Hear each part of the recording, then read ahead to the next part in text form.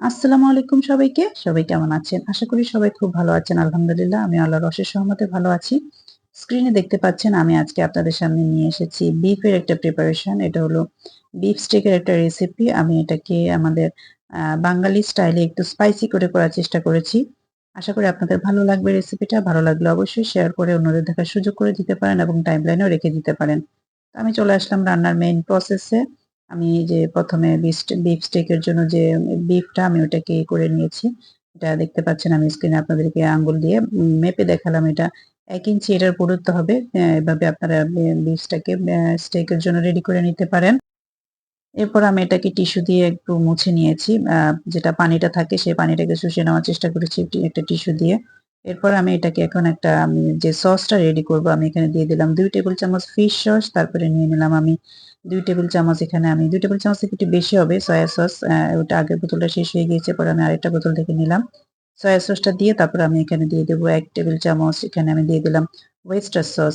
Oyster sauce দেওয়ার পরে আমি এখানে এখন দিয়ে দেব পেরি পেরি সস। আমি যেহেতু আগেই বলেছি একটু স্পাইসি করে করব।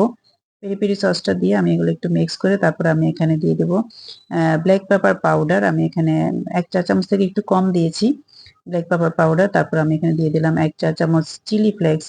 চিলি ফ্লেক্স দেওয়ার পরে আমি এগুলোকে আবার হালকা হাতে একটু মিশিয়ে তারপর আমি এখানে দিয়ে দেব ভিনেগার।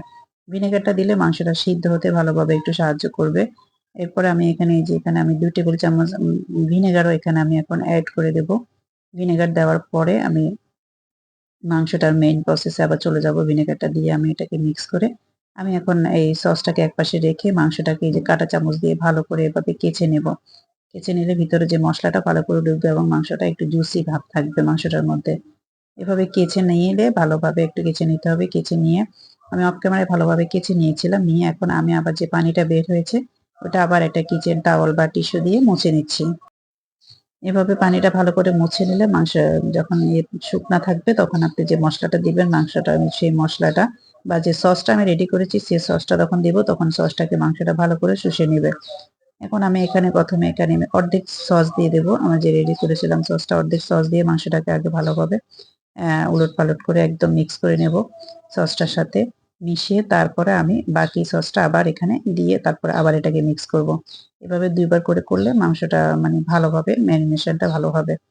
এই যে আমি এখন আবার বাকিটা সস দিয়ে দিলাম। দিয়ে এটাকে একদম ভালোভাবে আবার মেখে নেব।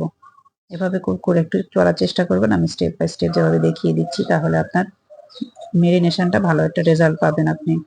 এভাবে করার পরে আমি এখন এখানে দিয়ে দিব টমেটো সস। আমার বাসায় হোমমেড টমেটো সস ছিল। আমি সেখান থেকে টমেটো সস দিয়ে দিলাম। দিয়ে তারপর আমি এটাকে আবার মাখাবো। পর্যায়ক্রমে চেষ্টা করবেন আপনারা এই যে ingredients গুলো একটু মিক্স করার তাহলে আপনারা একটা ভালো রেজাল্ট পাবেন। এরপরে আমি এটাকে মিক্স করার পরে আমি এখন দিয়ে দেব ১ টেবিল চামচ আদা রসুনের পেস্ট।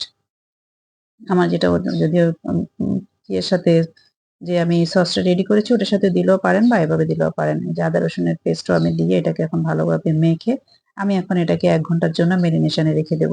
মেরিনেশন যত একটু ভালো করে করলে তারপর আপনার অ্যাম যে রেজাল্টটা আসবে চিকেন মানে এটা ফ্রাই করার পরে ভালো একটা রেজাল্ট পাবেন। তো ১ ঘন্টা পরে আমি চলে আসলাম। এসে আমি ১ম এ দিয়ে দিলাম প্যানটা আমি গরম হয়ে যাওয়ার পরে আমি এখানে এখন দিয়ে দিলাম এমনিতে ১ম এ একটু তেল দিয়ে দিয়েছি। তেল দিয়ে করার পরে আমি এটা যদি আপনারা চাইলে এটা কমপ্লিট রান্নাটা আপনারা বাটারে করতে পারেন। আমি বাটারটা একটু পরে দেব। আমি এজন্য ১ম এ একটু তেল দিয়ে আমি এখানে বিফটা বসিয়ে দিলাম। বসিয়ে আমি এটাকে এখন ঢেকে দেব। ঢেকে মিডিয়াম হিটে এটাকে আস্তে ধীরে এটা হতে থাকবে। আবার একদম লো করতে যাবেন না। মিডিয়াম হিটে এটা সুন্দরভাবে হয়ে যাবে। কারণ যেহেতু আমি বিভিন্ন রকম সস দিয়ে মেরিনেশন এ রেখেছি এটা কিন্তু আর ভিনেগারের জন্য কিন্তু এটা অনেকটাই সফট হয়ে যায়। এটা এই যে এ পর্যায়ে আমি এখন এখানে আমি আরেকবার এখন উল্টে এখন আমি এখানে দিয়ে দিব বাটার গুলো। মাংসটা কিন্তু হাফ ডান হয়ে গিয়েছে। আমি এখন বাটারটা দিয়ে দিলে সুন্দর একটা ফ্লেভার থাকবে। দেখতে পাচ্ছেন স্ক্রিনে আমি বাটার দিয়ে দিলাম। বাটার দিয়ে এটা আমি এখন আবার সুন্দরভাবে ঢেকে দেব। ঢেকে দেওয়ার পর আমি উল্টে পাল্টে অফ ক্যামেরা এটাকে ভালোভাবে ভেজে নিয়েছি। আসলে সব সময় স্বল্পতার জন্য বা ভিডিওটা অনেক বড় হয়ে যাবে বলে আমি খুব বেশি আপনাদেরকে এখানে করলাম না। তবে আমি এই যে দেখতে পাচ্ছেন একটু আ স্মোকি ফ্লেভারের জন্য সুন্দর একটু কালো একটা ভাব নিয়ে এসেছে বা পোড়া, পোড়া একটা ভাব নিয়ে এসেছে আমার ছেলেরা। এভাবেই পছন্দ করে। তো আমি এটা করার পরে আমি যে বাটারটা রয়ে গিয়েছে বাটারের মধ্যে একটু ভেজিটেবল সতে করে নিব। আমার ফ্রোজেন ক্যাপসিকাম ছিল আর আমি গাজর কেটে এটাকে একটু দিয়ে দিলাম। দিয়ে তারপর সামান্য একটু ব্লাক পেপার আর সামান্য একটু সল্ট দিয়ে এটাকে সতে করে নিব। আর এটা স্টেকের সাথে দারুণ লেগেছিল খেতে কিন্তু। তো এই যে দেখতে পাচ্ছেন আমি এটাকে হালকা সতে করে নিলাম। আমার এটা কিন্তু রেডি হয়ে গিয়েছে। এখন আমি এটাকে আমার বাচ্চাদেরকে সার্ভ করব। আমি আমার বাচ্চাদের ইয়েতে অনুরোধে আমি এটা আজকে বাসায় করেছিলাম। ভাবলাম আপনাদের সাথে রেসিপিটাও শেয়ার করি যে আমি আমাদের দেশীয় স্টাইলে কিভাবে আমি বিফ স্টেকটা তৈরি করি।